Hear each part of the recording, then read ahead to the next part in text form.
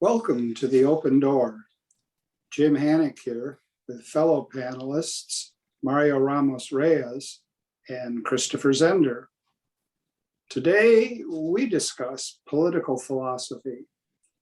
We'll introduce the work of the late John Rawls and offer a critical examination of his legacy. Our special and welcome guest is Christopher Wolfe.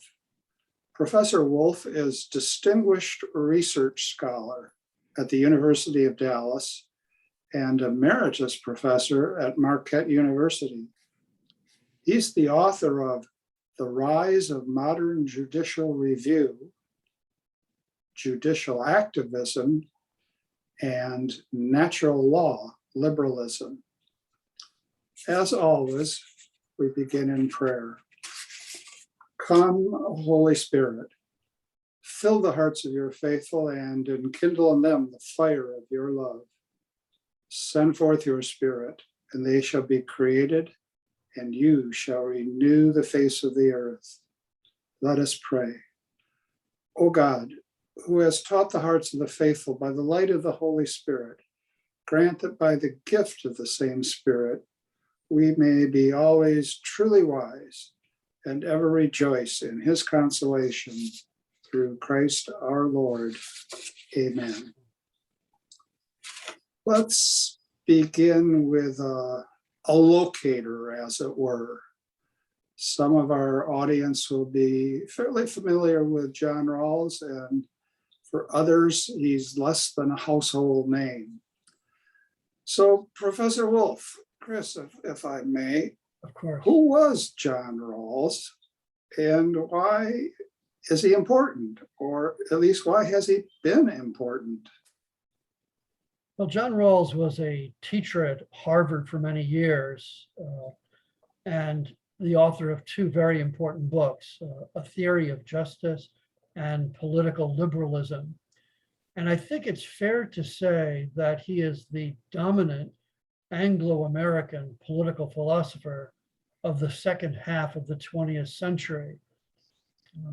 As most of you know, I'm sure, to study political theory, from, let's say, 1960 on, especially from the publication of A Theory of Justice around 1970, 71 or so, to study political philosophy meant, in most departments in the United States and in much of Europe, to study John Rawls. So he's clearly a very dominant figure. Typically a book would start out, even if it was going to argue something differently, it would start out with a discussion of Rawls because he was such a dominant figure. And that raises the question, why was Rawls so important? And I think it's because he really had the effect of changing the trajectory of liberal thought significantly in the second half of the 20th century. When Rawls started writing, the dominant thought in the Anglo-American Academy was probable utilitarianism. And Rawls takes that as his major opponent. And he thinks that utilitarianism is defective and that it doesn't provide a sufficiently solid foundation for liberalism. He thought that it was too easily manipulated in ways that would jeopardize freedom.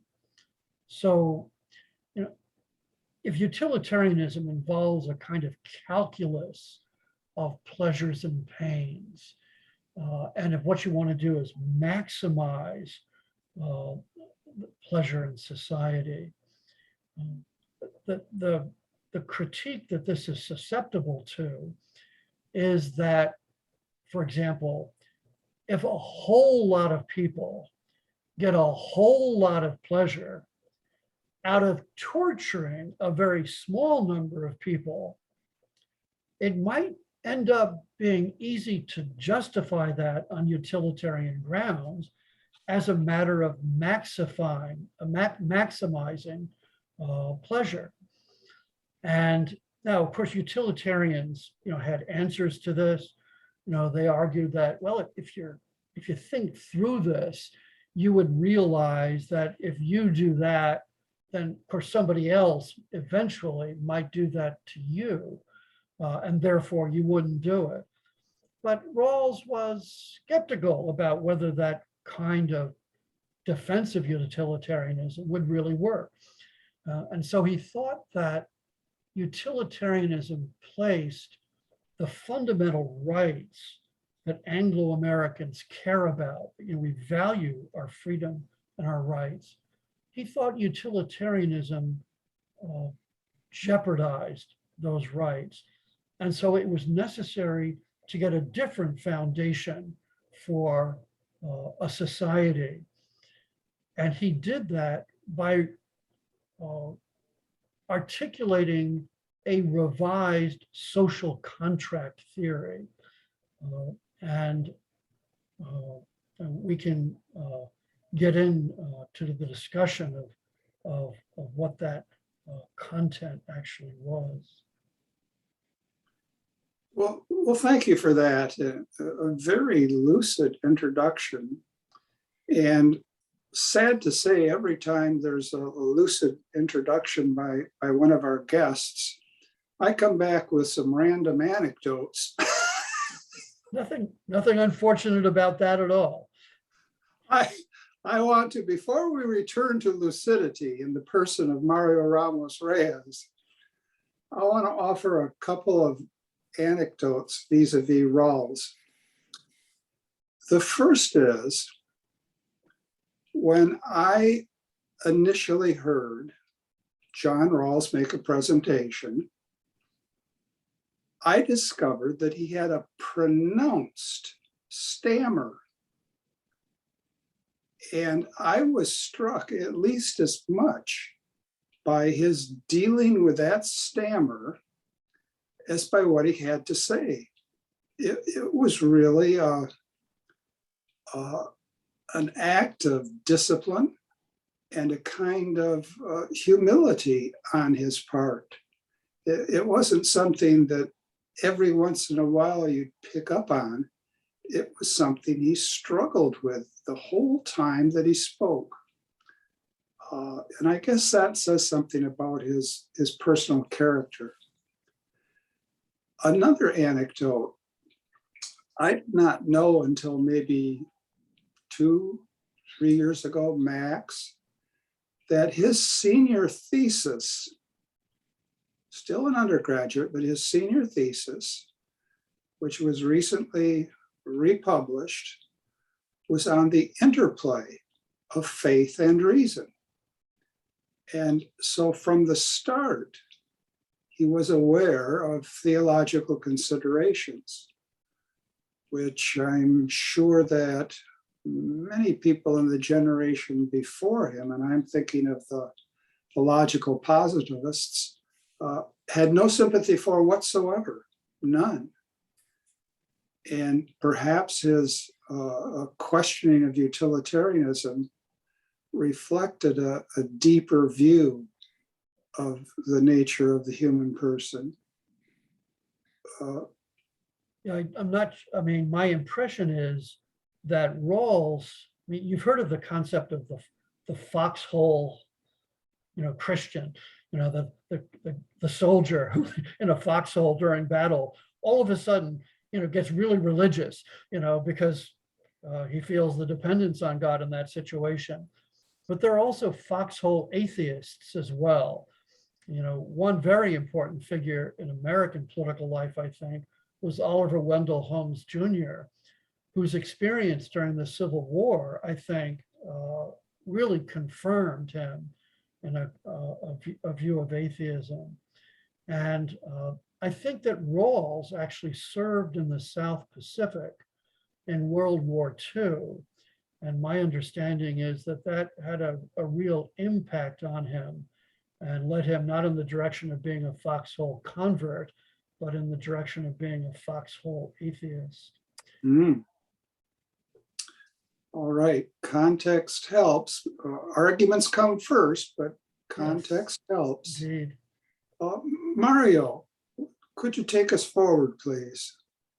Well, it's very interesting, your brief intro on John Rawls, but one of the questions that many people have in their minds when they talk about liberalism, and I'm talking about people not only in the United States, but in Latin America, it's very common to cite Rawls and liberalism, particularly over the past 20 years. And the question that people have in their mind is, what really do we mean by liberalism? Are we talking about just John Rawls' vision, Bentham, Kant, Locke, the Democratic Party? What really is, if there is at least basic notion of liberalism, so that we can have a discussion about that? Yeah, that's a great question, because as you say, there are pretty clearly a lot of very different things that are called liberalism. And in fact, that's really one of the most important observations I try to make in my book, Natural Law Liberalism, because by the end of the 20th century, it almost seemed as if Rawls had established a kind of monopoly on the term liberalism, that when you talked about liberalism, what you meant was Rawls. And of course, Rawls is a very specific, determinate kind of liberalism. And there are many other kinds of liberalism as well. I mean, I think liberalism I would regard as a kind of broad family of political theories that really have roots in the 17th century. And I think, Locke is a really representative figure of liberalism. He depended to some extent on Hobbes, who was not typically thought of by many people as a liberal, because he ended up arguing for an absolutist government. But there were certain features of Hobbes that Locke carried on, especially a certain view of the state of nature and of the centrality of rights that Locke carried forward and used as an essential element of liberalism. In my book, I try to argue that I think there are 5 key principles of liberalism and 7 what I call tendencies of liberalism. And depending upon how different people accept or understand different elements of these, you end up with very different forms of liberalism. So for example, I think the principles include human equality and the idea of rights and the consent of the governed and limited government and the rule of law. And then tendencies include such things as a tendency toward rationalism, a tendency toward certain kind of commercialism, a commercial republic, and a tendency toward kind of cosmopolitanism, and so forth. So, different liberals, I think, have different features that they highlight. Not all liberals accept every element of this. And there are so many different liberals. I mean, you have Locke, and then you have Montesquieu. Rousseau is both a critic of liberalism and in some respects, perhaps, reflects the influence of liberalism. John Stuart Mill involves a certain kind of taking liberalism in a certain direction. by the end of the, and Mill himself, in the course of his life, had different forms of liberalism, starting out in the first part of his life as something more like what we would think of as a traditional American conservative, one who was suspicious of government activity across the board, including with respect to regulating economics. By the end of his life, Mill had gravitated more in the direction of accepting the idea of government regulation of economic affairs. And it's out of that we see in the 20th century that the liberalism that we grew up with, what was known as liberalism, was really a kind of a political viewpoint that emphasized civil liberties, a high degree of freedom with respect to civil liberties, but also emphasized a government regulation of economic liberty, a kind of minimizing of economic liberty, the kind of thing we associate with, let's say, the New Deal and Franklin Roosevelt. Mario? May I interject something that Yeah. you said in passing? I think it's very important, at least for certain people, to understand what we are talking about. And it's this, you mentioned the word republic. And it seems to me that there are at least three elements here in order to discuss. One is the tradition, the democratic tradition on the one hand, which is very influential, coming, let's say, from Rousseau, for instance, on the one hand. On the other, there is another tradition, which is the republicanism, which is a different tradition. Of course, they connect one another, and you can mention there Montesquieu and other, and that's the same that you get in Latin American constitutional system, both. However, the third tradition, which always has been in tension, there was a conflict between the democratic tradition and what is called the liberal tradition. So right there, you have three elements that form this way that we govern ourselves: republicanism, the democratic tradition, and liberalism. And liberalism we can give a constitutionalism. Now, when we talk about liberalism, perhaps we are referring only to one aspect of this political system. And so I don't know if my assessment is correct. Otherwise, we are confusing terms, and people talk about democracy when they are talking about civil right, which is, we know that the Bill of Rights came after the Constitution was ready to go, so to speak, 3 years after that. So the machine of the government was set at first. And so this element, I think, are the ones that are in tension, and we confuse them very often. I think, again, the problem is that liberalism is used in so many different senses. Aristotle distinguished two questions you have to ask about any given regime to understand it. One is the question, who rules? And the second is the question, for what ends? So, for example, with democracy, he said that typically involves majority rule, answering the question, who rules? And for what ends? Liberty and equality are the typical democratic ends, Aristotle thought. And of course, as we know, the founders were kind of looking back on ancient democracy, and they recognized that it hadn't worked out very well. There were nurseries of sedition, the Federalist Papers say. And they thought that in the modern world, there had developed a new science of politics that had been able to deal with a lot of the problems of traditional or the old ancient democracy. And part of that was things like republicanism, so that normally it wasn't the people ruling directly, but indirectly through a chosen system of representatives.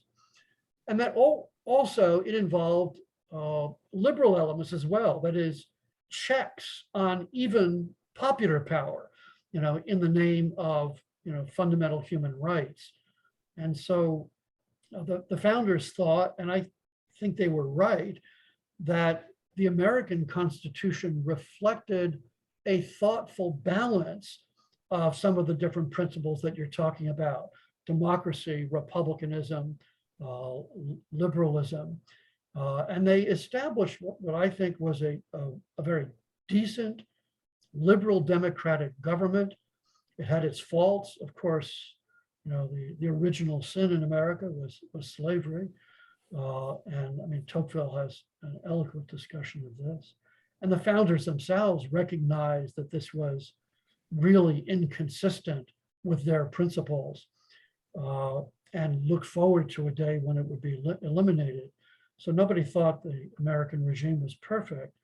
But if you step back and if you look at human history and the various forms of government over time, America stacks up, I think, pretty well overall. We sometimes take for granted so many of the blessings we have in America, even though, of course, we should always strive to improve it. I wonder, Christopher Zender, if you might focus here or there for us. We have a pretty good overview we're working from. Yeah, we were talking about Rawls, and then it seems what you say he was reacting against utilitarianism, and utilitarianism, I would venture to say, sought to answer the question: what principles guide civil society or government and civil society? How do we decide what is the purpose of our institutions? And he said that Rawls thought that the answers that utilitarians gave were inadequate. What did he come up with as an alternative? What principles did he hold up as the guiding principles of the democratic or the liberal order? Right. Yeah, let's talk about that. Having rejected utilitarianism, Rawls embraced a new kind of social contract theory. And what he was trying to do was figure out a way of making social cooperation, a regime of social cooperation, a polity of cooperation possible in a world of deep differences about fundamental questions of the meaning of human life. As Rawls thinks that in any society that allows a basic freedom in the use of reason, it is inevitable that you're going to end up with a deep and wide pluralism of views about what the meaning of human life is. And the problem for Rawls, and this is, I think, even truer as time goes on, as you move from a theory of justice to political liberalism, the question is, how do we have a government that provides for peaceful living together when you have a people that have fundamentally different views on the most important questions about human life?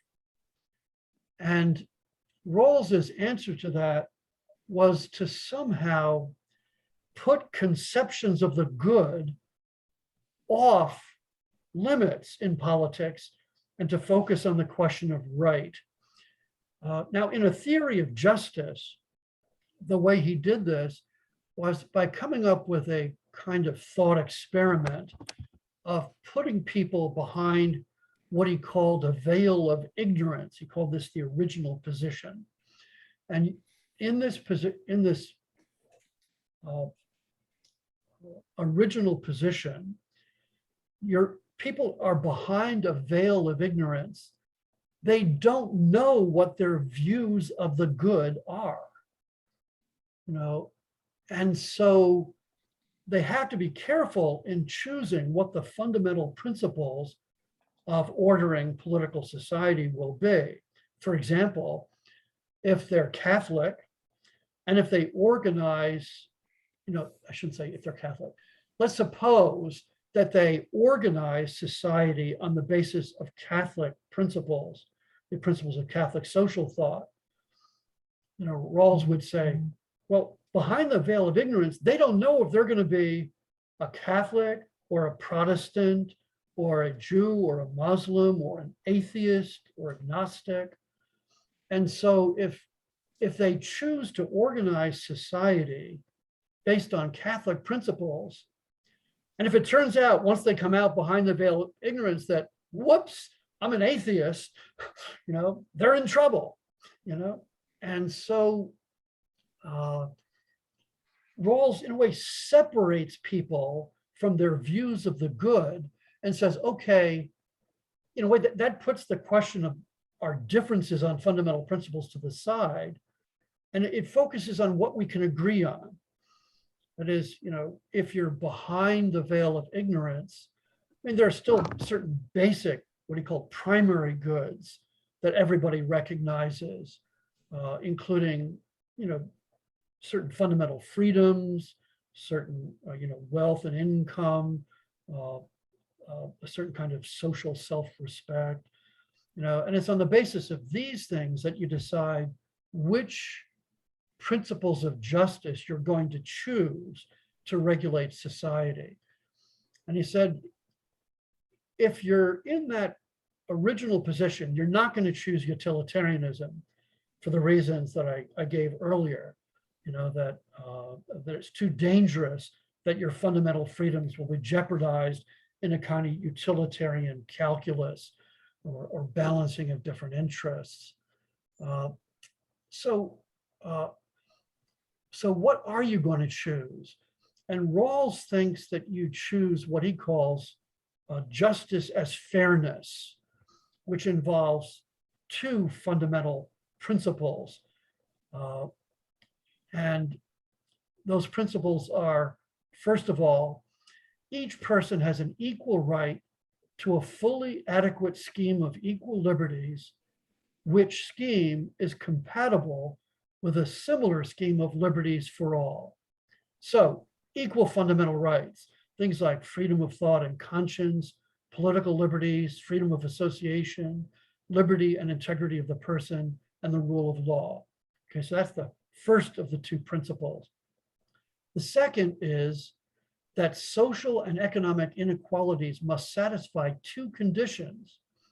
First, they have to be attached to offices and positions open to all under conditions of fair equality of opportunity.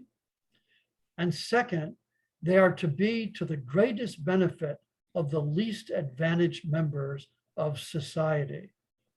So basically, equal fundamental rights and inequalities that are justified only by equal opportunity and benefit to the least well off. Now, why are those two principles attractive to people behind the veil of ignorance, according to Rawls? And the answer is because if we all want to have our fundamental liberties, we want freedom of speech and freedom of religion. We want security of our person and property, all these different things. And so behind the veil of ignorance, not knowing who we're going to turn out to be, we're going to choose a set of principles of justice that will provide these equal liberties for everybody. It means, in a way, we're giving up the possibility of depriving other people of fundamental rights, but that's not a bad trade-off for making sure that we have fundamental rights ourselves. And then second, we're not going to really know, we don't know behind the veil of ignorance, whether we're rich or poor or middle class or whatever. And so we want to choose something that makes sure that we're not too badly off.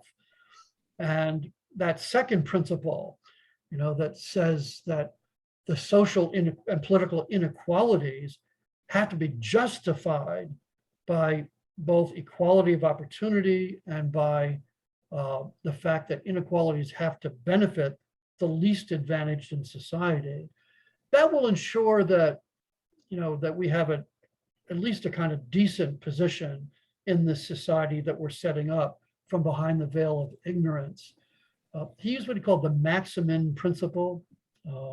And he basically argued, if you have a choice between two different possibilities, and you know that in the one case, the worst case scenario is really bad, and in the other situation, the worst case scenario is kind of tolerable, you would clearly choose, he says, the case where the situation where the worst outcome was at least tolerable, and so that's what he says guides the people behind the veil of ignorance and leads them to choose the two principles of justice. And the two principles of justice lead into the foundation of Rawls' conception of good government in a theory of justice. Mario? Where does the concept of public reason come into play? Yeah, what I outlined a moment ago was a theory of justice. And ultimately, Rawls came to think that there were some serious inadequacies in a theory of justice. And that led him to write a series of articles culminating in another book called Political Liberalism in 1992, which was further clarified by subsequent articles. And he thought that in a theory of justice, he had actually failed to develop sufficiently what he called a political conception of justice. Now, what I described earlier in describing a theory of justice, he contrasts what he calls a comprehensive view of justice and a political conception of justice. A comprehensive conception is one that involves your complete set of philosophical and theological beliefs. And those, of course, are the ones that are fraught with controversy. He wanted to get a political conception, which he thought all reasonable people could agree on in order to establish a society in which social cooperation is possible. And I think if you want to really understand Rawls, in a way, almost the starting point would be to look at the introduction to political liberalism. And in that introduction, he describes liberalism, I think, or the fundamental question of liberalism, as being found in the Reformation.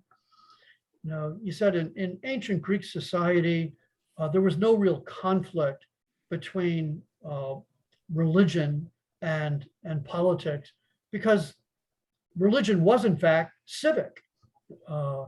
But then you had the rise of Christianity and other creedal, salvific religions, where what you thought really mattered, and it was universal. It transcended any given polity. And because these questions were so fundamental, the very salvation of individuals depended on it, you end up, once Christianity splits in the Reformation, you end up with the wars of the Reformation. You end up with these bloody wars in the 30 Years' War in the first half of the 18th century, the 17th century.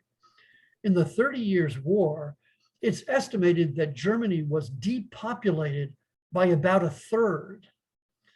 And as you had these mercenary armies going back and forth across Europe in the service of different countries that had different religious beliefs, and they're contending to try to establish their religion as the dominant, the exclusive religion in Europe. And the result is catastrophe. Rawls thinks, this incredibly bloody period of time, which ends up without really resolving the issues anyway. So all these deaths, all this warfare just ends up in the stalemate, with different countries reflecting different religions. And that I think, the wars of the Reformation haunts liberalism. It haunts liberal thought. You can see this in Hobbes. Hobbes talks about, what does he talk about the state of nature being? In the state of nature, it's the war of all against all, right? It's really an ugly, ugly kind of picture. Where does he get that from? Well, Hobbes lived and wrote during the Puritan Revolution in England. And he saw it all around him in England, where the Anglicans and Catholics and Puritans had these bloody battles, tearing society apart, led to one king losing his head. There's a Puritan revolution, but eventually they get thrown out. But then the monarch who comes back, his brother, in fact, gets thrown out in the Glorious Revolution. So, it's war, just constant war. And war is ugly, and it's painful, and it makes human life unattractive. So this is the whole perspective behind liberalism. We've got to somehow make sure that we don't end up having warfare over fundamental beliefs. And the way to do that is to make a distinction between comprehensive views, your comprehensive views of reality, and what he called a political conception of justice, which is what people of very different fundamental beliefs can agree on in order to have a system of social cooperation that establishes a decent society in which everybody is capable of pursuing his or her life plans. And that may not be ideal from the perspective of certain fundamental beliefs, but it's a whole lot better than the kind of wars that arise if you allow comprehensive beliefs to have a place in political discourse and in political life. Briefly, it's interesting you talk about the religious wars, because the 30 Years' War, because there you have also many political things involved. Richelieu was a cardinal, and he was aiding the Protestants, etc. Right. And then we also, when we talk about wars, what have been more bloody wars than the First World War and the Second World War? Yeah. And all of that. But it seems like what he seems to think he himself does not have a comprehensive view of the good.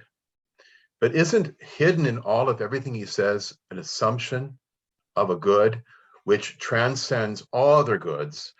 As a Catholic, I have a certain idea of the good. A Muslim will have a certain idea of the good. An atheist will have a third idea of the good.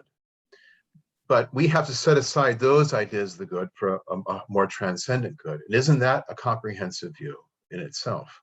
Yeah. First of all, just to be precise, to be fair to Rawls, he didn't deny that he had a comprehensive view. And he admitted that, personally, he was a comprehensive liberal. But he said he himself, like others, had to put that to the side and embrace a political conception of justice. Now, your argument is that even a political conception of justice, in fact, represents a comprehensive view. And I think you're exactly right. I think there is no way to construct a society in a way that's independent of what's fundamentally a comprehensive view. I very much agree with you on that. Okay, and let me start from there. Instead of going to religious war, all these historical issues, let's get to the real world. Is it possible today to build that society when these political conceptions are in themselves comprehensive views, and you have people from different traditions, let's call it traditions. They are liberals, agnostic, Catholic, Jews, whatever they may hold in their belief. And as you said, I think Rawls believed that. Correct me if I'm wrong, these views are incommensurable. In other words, they understand things which perhaps the word, the sign by which they are referring the same thing, but the understanding is completely different, even the opposite side. So my point is that doesn't Rawls have a point? Even though he has a comprehensive view behind his proposal, that we need to build a society leaving aside this comprehensive view. If that's not possible, because it seems that it's not possible because he himself has a comprehensive view, then the task of building political community is impossible. In other words, I remember 2006, I believe, there was a book written by Ronald Working, and the title of the book is that, Is Democracy Possible? And it seems that he's addressing more or less this issue, but of course, he was discussing the election of that year. But if that is the case, how then we agree upon certain things when we know beforehand they are impossible to agree upon? Right. It's just power? Right. Well, let me get back to answer that by getting back to Jim's question about what public reason is. You know, public reason is having to rely on a political conception of justice and arguments from that. And those are arguments that you can reasonably expect people of fundamentally differing comprehensive views to accept. As when you go into the public sphere, Rawls says, you can't use your Catholic arguments or your atheist arguments or whatever. You have to use arguments that you can reasonably expect some other person who's concerned about his own equality and liberty to accept. Now, Rawls had to modify that position with what he eventually called the proviso. And the reason was because there was a devastating critique of it. And the critique of it is, how do you account for Martin Luther King Jr.? You know, Rawls is certainly not going to be critical of him, right? But if you look at King's arguments for racial equality, King was a minister. And if you read King, you know he's a minister because it is just chock full of scriptural allusions, citations, invocations. And so Rawls, faced with this critique, you know, you can't rule out Martin Luther King and the way he argued, says, okay, well, you're allowed to use comprehensive arguments as long as you can also make a political argument. So since you can make arguments based on a political conception of justice for racial equality, it's okay if people like King also bring in comprehensive arguments. And you know, the problem with that, frankly, I think that creates a real problem for Rawls, and that's that those of us who are natural law thinkers think that's exactly what we're doing. When we make natural law arguments, we think we're making arguments that we can reasonably expect another person to accept. Now, of course, we don't think that everybody's going to accept them. But then, of course, look at Rawls and the response to Rawls. Did everybody accept Rawls? I mean, one thing I want to actually emphasize here a little bit is, I said Rawls was the most influential Anglo-American philosopher of the second half of the 20th century. I mean that deliberately because I'm implying that for the last 20 years, he hasn't been the dominant Anglo-American philosopher. Now, there are still people, old codgers like us, who went through graduate school and had to read Rawls. And so we still think about Rawls. But these days, how important is Rawls in most graduate programs today. Today, it's all about multiculturalism, race, gender, ethnicity. And this is one reason for the polarization that Mario refers to. So one, I think Rawls is no longer the dominant figure he once was. Right. Second, I mean, this refers to the point that Christopher made earlier, which is that I think all along, Rawls was influential, not because of political liberalism, but because comprehensive liberals found his argument convenient in order to advance comprehensive liberalism. That is, when you look at Rawls and how the things typically play out, it turns out, surprise, comprehensive liberals always win. For example, on abortion, Rawls initially said, well, if you look at abortion, you have, kind of deep differences on this. And so you don't really have, a possibility of agreement on a political conception of justice. So what we have to do is just leave that to individuals to decide for themselves. But of course, that's not neutral.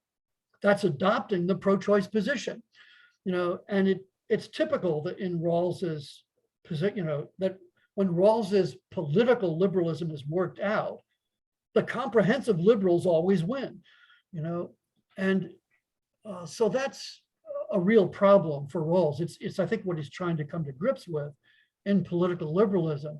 In the original book, in The Theory of Justice, the enemy is utilitarianism.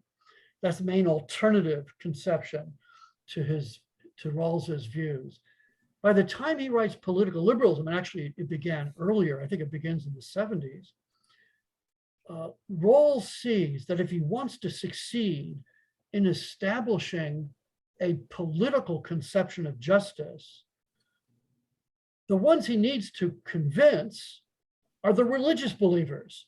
They're the ones who are not likely to accept the political conception.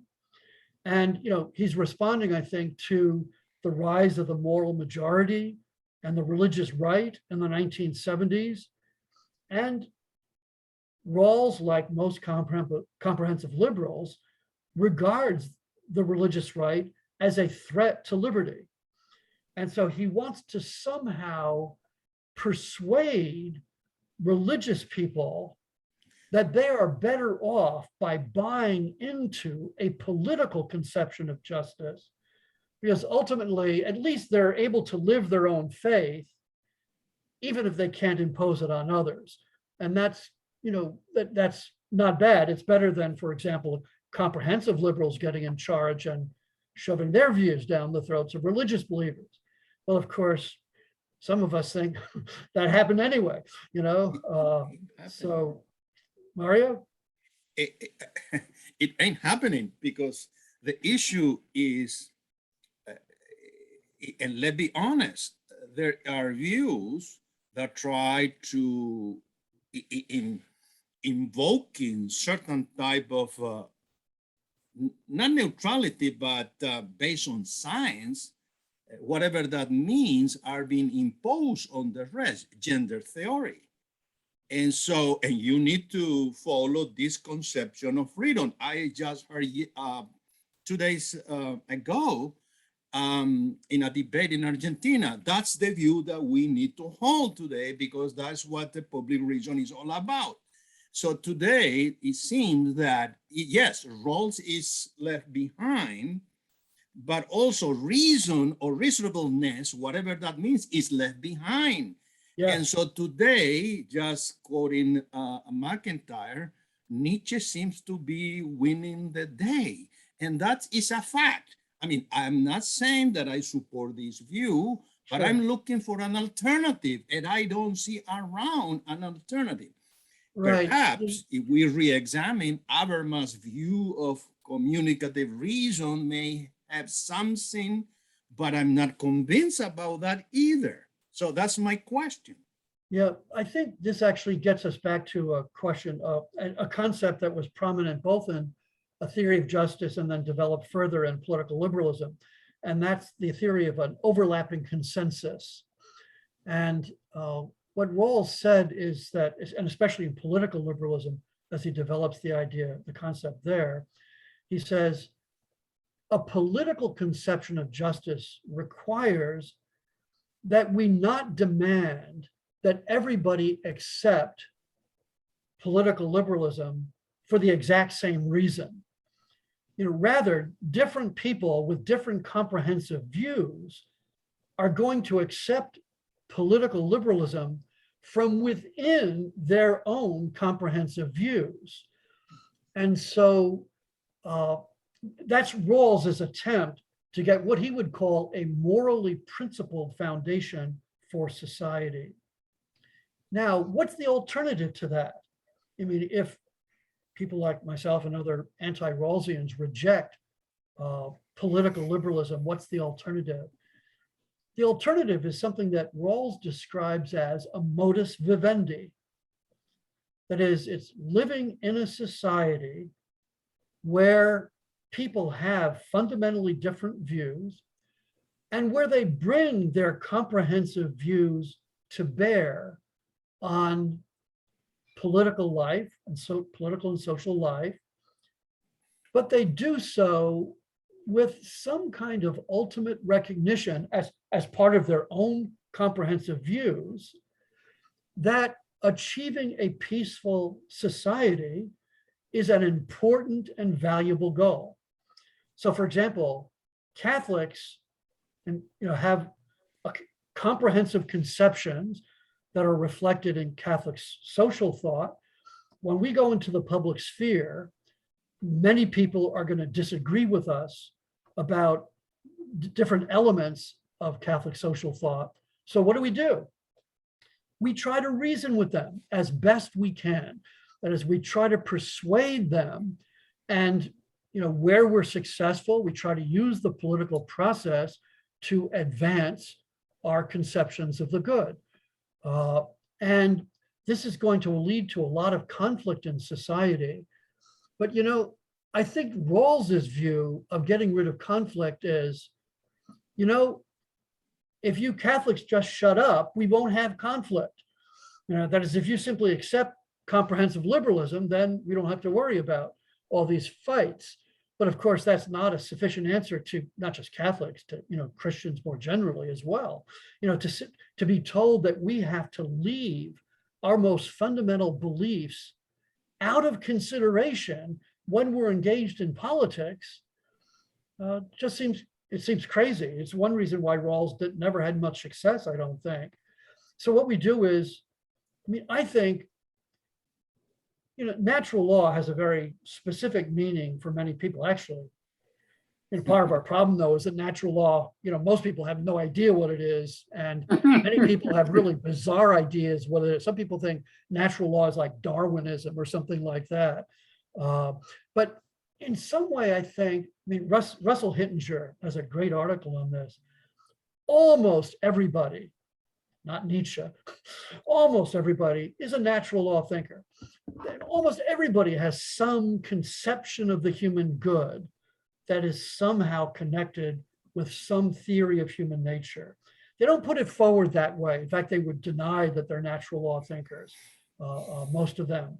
But the fact of the matter is that we all have some conception of human nature, some conception of the good. And what democracy involves is working out through discussion as best we can some shared conception of what the common good is. And, as Catholics, we're going to have success sometimes, and at other times we're going to face failure, and we have to keep struggling. In 1973, a small judicial elite, crammed something close to abortion on demand down the throats of the American people. And that was appalling. And how have we responded? Well, for almost 50 years, we have fought the good fight in the face of a pretty united elite opposition. And it's possible that we're actually on the verge of overruling Roe versus Wade. Now, that's not going to resolve the issue. You know, it's likely, in my view, it's likely just to send the issue back to the states, and we'll probably have different laws in different states around the country. And so we're going to have to continue that fight. You know, we're going to have to continue in the court of public opinion, trying to establish what should be obvious to everybody, that life begins at conception and that the right to life begins at conception. You know, we're going to have limited success in doing that. But if you're not just a Thomist, but an Augustinian, you're aware that this life is a vale of tears, and we're never going to get to any kind of heaven on earth. You know, America is a pretty good society as society goes, although it's gotten worse, you know, in recent times, I think. But still, you know, we have to, you know, what all you can do is fight the good fight with a respect for others. I mean, it's important that part of our comprehensive view is that we don't persecute other people. You know, we don't go around persecuting because of their religious beliefs. You know, the part of our comprehensive view of Catholics is that there is a certain respect for freedom of conscience on the part of other people. I think that there's a pretty universal American commitment to freedom of conscience. You know, it's understood in somewhat different ways, different ranges, but working out, you know, some kind of shared agreement in our society about what the common good is what politics is all about. And that's what all of us should try to do, with a respect for the rights of other people. But that doesn't require adopting Rawls's view of political liberalism, which requires us and everybody to put their comprehensive views off limits when they go into political discussions. You know, and you know, one point I've kind of emphasized in a couple of places that I've written is that if we want liberalism to be accepted, not just in the US, but around the world, putting it forth in a Rawlsian form is crazy, because that is not going to appeal to most people in the world. I mean, if let's say we're talking to some moderate Muslims, not jihadists, you know, but moderate Muslims who are open to a certain kind of respect for, at least in some sense, for freedom of conscience. If we talk to them and say, you should embrace Rawlsian liberalism, which requires you to put all your religious beliefs, your comprehensive views off limits when talking about politics, what is the chance that the billion Muslims in the world are going to take that seriously? You know, they're not going to, right? If we want to make a persuasive case for liberalism, it has to be in a form that it doesn't require people to put their most fundamental beliefs out of the way when they're dealing with political questions. And that means, you know, something like, you know, this modus vivendi with a kind of overlapping consensus. You know, this recognition we have to live with other people who have fundamentally different views. You know, we all respect certain rights of conscience that we all have. And then we try to work out through the political process, you know, what it is that we can agree on in order to pursue the common good. And we ourselves as Catholics try to do it in a way that, you know, increasingly tries to bring Catholic social thought, you know, whether we call it that or not, you know, but bring the content of it to bear on political discourse in the United States in a way that will improve our efforts to achieve the common good. Modus vivendi. Whenever I've taught Rawls, I've come to the conclusion that modus vivendi is the way to go. Yep. However, before I stir the pot a little bit, and I don't think Christopher Zender's gotten equal time, so he's encouraged to stir the pot as well.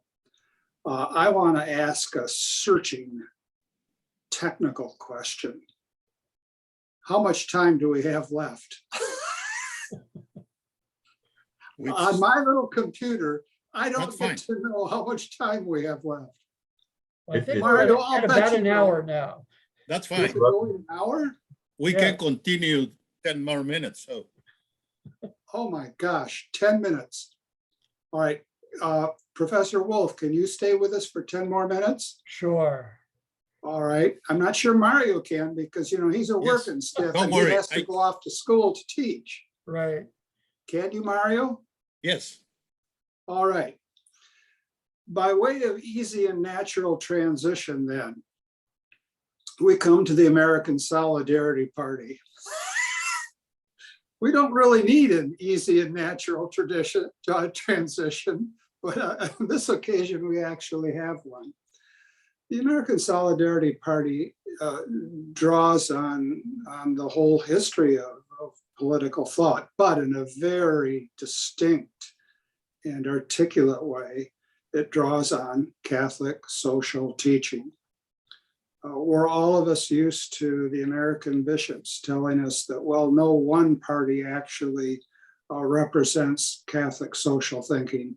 But in fact, that's not true. The American Solidarity Party does.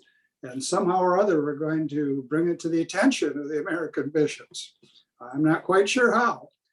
Now, in practice, when I, for example, have encouraged people in Los Angeles, also known as La Ciudad de los Ángeles Casi Perdidos, the city of angels almost lost, very often when I've had somebody really slog through our platform, very often the response has been, I don't believe in theocracy. I don't believe in theocracy. And almost always, given the demographics of where I live, when I say, when I hear this, I say, well, was Dr. Martin Luther King Jr. A believer in theocracy? And the question stops right there because it doesn't get answered. But you're certainly right. The discourse is all about race and gender, race and gender, race and gender. And it is also interesting, thinking back to Rawls and his proviso business.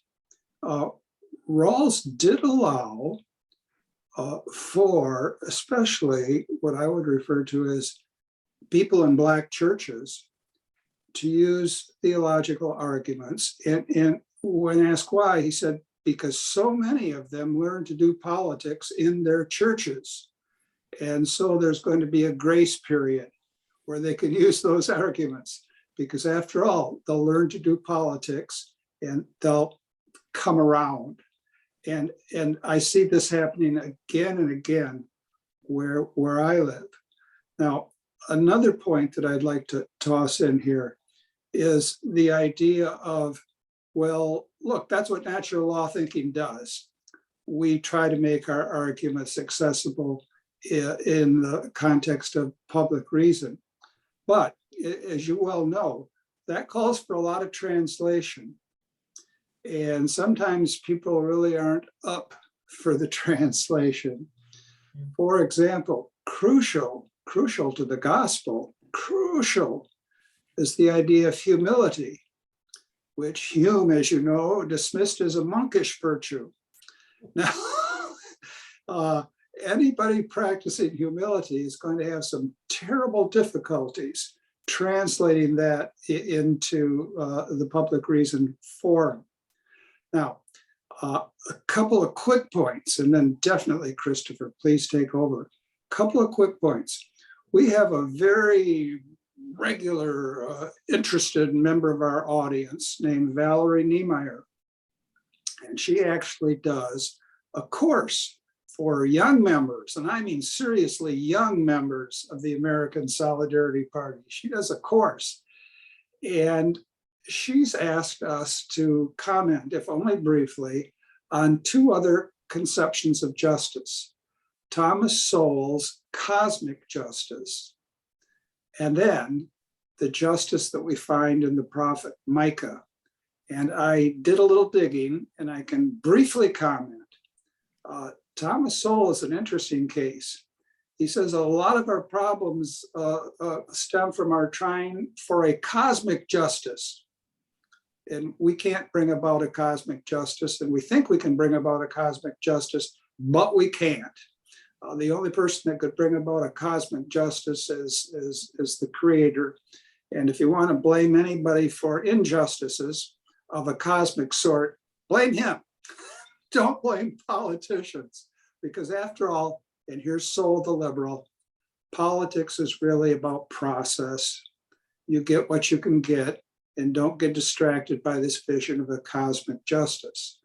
Now, there's an element of truth to what he says, but his fallback position is none other than procedural justice, and procedural justice, I think we all agree, is not enough. When it comes to the prophet Micah, what we have is something I think that can easily enough be translated into natural law categories. Micah distinguishes, and the Old Testament itself distinguishes between distributive justice, giving each person his due, and retributive justice, making up for violations of distributive justice. And you can't really talk about retributive justice unless you have a foundation in distributive justice, giving each person his due. And with that, I've added at least a couple of onions to the pot and answered Valerie, whose contribution I greatly appreciate. Now, Christopher Okay. Zender, we got to give him a shot. Okay. Let's hear from Christopher. You have Zender. something? Yes. Christopher Yeah. Zender, you have something to say? Just a brief observation. It seems to me what Rawls is about is what ultimately liberalism is about. In other words, what St. Thomas says, of course, about the common good in terms of society is that peace is the first element of the common good. If you don't have peace, you don't have you can't, that's the foundation upon which we build all the other goods. It seems to be where liberalism wants to, what liberalism was established in peace in order that individuals can have the opportunities they want to have in order to pursue their own personal individual goods. The problem, of course, with that is that what we view as good is sometimes contradictory what other people view as good. And even if we can come to a point where we can tolerate that for a time, there are often goods such as the right to life, such as the nature of marriage, upon which we cannot compromise. And in the very ordering and society is going to be ordered based upon those conceptions. And that's where I think what Mario was talking about earlier, when you come to a point where you have fundamentally different views of what the good is, then you can no longer, the good of peace can no longer just stand. It has to be found, peace itself has to be founded on conceptions of the good. And I think probably somebody like Rawls and the liberals benefited from so long was pretty much consensus, a Christian consensus, even though much of it was Protestant. In the United States, we had Protestants and Catholics and a few Jews. Nevertheless, there was a certain common social consensus by which we could live in tolerance with one another. We're not there anymore. And so this is where it's finally breaking down, it seems to me. What the answer is to that, I'm not quite sure. As myself being a village councilman of a village of 400 people, who knows? We pretty much have that consensus here in the little town of Hartford, but that's, but most other places not even in the state of Ohio. Yeah. And so, I mean, I think that's where what the answer is to that is, I don't know, probably the answer to that is the church taking seriously evangelization, taking seriously her own nature. I'm taking seriously what the point of human life, what Christ has called her to, instead of what she generally pays attention to is bureaucratic concerns. Anyway, that's my rant. Okay. Yeah, peace is the ultimate goal. Peace understood in an Augustinian sense as the tranquility of order. And Right. that goes beyond not, just not fighting, something deeper than that. I would take issue with Jim's premise, though, that the American Solidarity Party is the representative of Catholic social thought. At most, it can be a representative of Catholic social thought. And the reason is because while at the general level, the level of general principles, you can have agreement, you should have agreement among Catholics, and we should try to propagate those principles in society. As Thomas says, when you're working with the natural law, and most of Catholic social thought is rooted in the natural law, you move from the most common principles to general principles to more determinate and specific principles. And as you move down to more determinate principles, the principles hold less, they're less well known, and the result is you're going to have lots of differences of opinion about them. So, I could put together a program for the American Catholic Party or something like that, that would have all the same principles as the American Solidarity Party. But when it gets down to very specific political decisions about this issue or that issue, I might take very different stances on different matters. I think it's especially true with economics, for example, that exactly, even agreeing on the overall general ends of the economy, the way to get to those ends is extraordinarily complex and obscure, in my opinion, at least. I don't think there's any, relatively clear path to them. To take one example, a minimum wage is something that, serves human dignity in one way by, providing for a higher wage, especially for people at the lower socioeconomic spectrum. On the other hand, at least some people claim, and it's certainly not a matter decided by revelation, that the result of minimum wage is actually fewer jobs, that actually more people are unemployed because of minimum wages, even though the people who have jobs have a higher wage. I don't think there's any absolute answer on that. I'm not saying I'm opposed to minimum wage, but I'm at least, I have questions. I'm uncertain, because there are real question marks there. If we increase legal immigration, and if we increase, openness to new citizens, if we increase free trade, that has certain benefits in our society. On the other hand, it also pretty clearly seems to have, to visit economic harm, again, on lower socioeconomic people in the United States. The competition for lower wage jobs intensifies when you have higher levels of immigration. And you can't just wave a magic wand. What's the right level of immigration? Golly Moses, I have no idea. It's such a difficult question. How much free trade, how much protectionism, these kinds of questions, and so many like them, are really, really difficult. And number one, I think these are the kinds of questions that bishops should not touch with a 10-foot pole. That is, they should, their job is to enunciate the principles of Catholic social thought. And then it's the job of lay people to apply those, especially by developing the professional expertise in economics and other areas that are necessary to do that.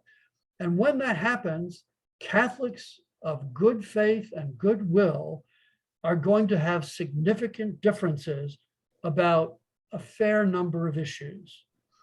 Let me, Chris, because we're so close to the end, sure. Say a couple things in response. We in the American Solidarity Party have a tiered approach, not tearful, but tiered approach.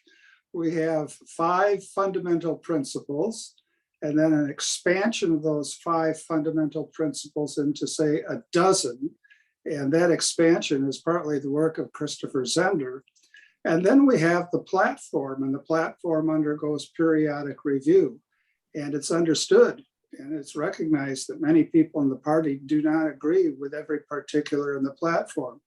However, one needs a platform if one is going to respond to specific political issues of the day. No platform, no response. So in addition to that tiered approach, there are certain hearty individuals within the party, yours unruly, and indeed the whole panel, that have a prophetic stance with regard to the minimum wage. Right. We work for free. We work for free. We are beneath the minimum wage because we have a sense of the pressing need of the day.